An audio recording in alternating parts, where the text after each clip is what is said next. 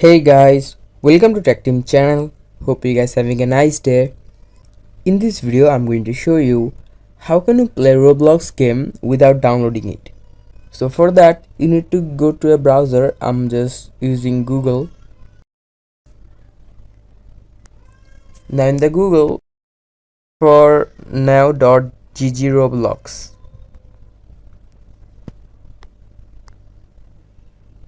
and just go to the very first website now.gg. Here you can see play in browser. By just clicking it you can play Roblox in your mobile, and if it is showing this app is currently not available, you can try VPN to play it in your region. There is another way to play Roblox. Just go back and search for play Roblox game Nora and go to the very first website,